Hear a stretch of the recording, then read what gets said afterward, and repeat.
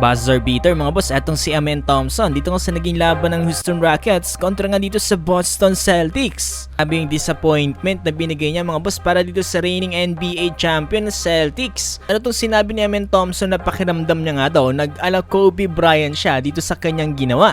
Hindi lang yan mga boss, parang bumalik sa pagkaka-prime etong si Klay Thompson dito nga sa naging laban ng Mavericks kontra dito sa Washington Wizards. Paulan ba naman ng mga 3-pointers? Ano nga ba mga nangyari sa game na to? Tara't pag-usapan natin yan.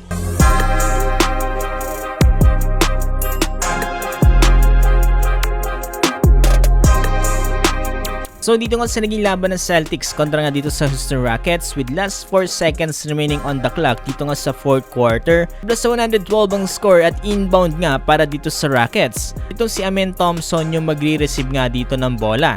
Ang nagbabantay sa kanya ay itong si Jaylen Brown.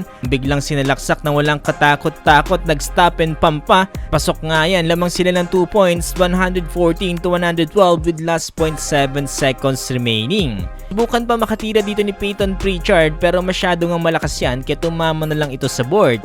Dahil dyan mga boss, nagawang manalo dito ng Rockets 114-112.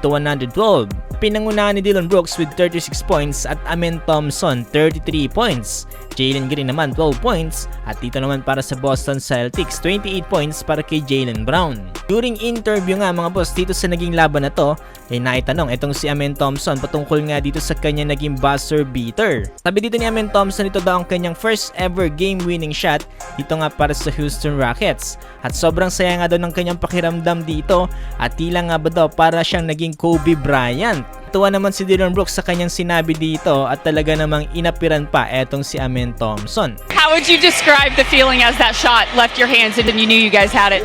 That felt great. You know, I knew I knew this in off rip.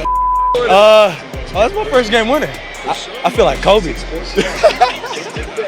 Sa naging statement ni Amen Thompson patungkol nga kay Kobe, naging halo-halo nga naging reaction dito ng mga fans. May mga ilan dito na namimiss nga daw nila bigla etong si Kobe. Ilan naman nagsasabi na talagang inspirational nga daw talaga etong si Kobe.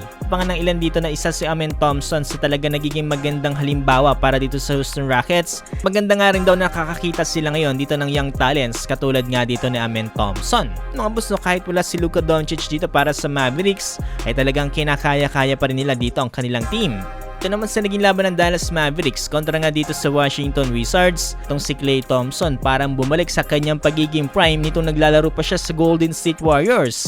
Ano ba naman kasi mga boss, no, naipasok niya lang naman kanyang 7 3-pointers sa loob lamang yan ng first quarter. Total of 21 points kaya naman talagang sobrang laki ng lamang dito ng Mavericks sa loob lamang ng first quarter, 42-16. At ang mas maganda pa niyan dito mga boss ay panalo pa ang Dallas Mavericks dito sa naging laban na to sa final score na 130-108. At nanguna nga dito para sa Mavericks etong si Klay Thompson with 23 points na sinusundan dito ni Prosper with 20 points at itong si PJ Washington 19 points. Sa Wizards naman, Bilal Coulibaly 16 points at meron tig 15 points itong si Corey Kispert at Jordan Poole.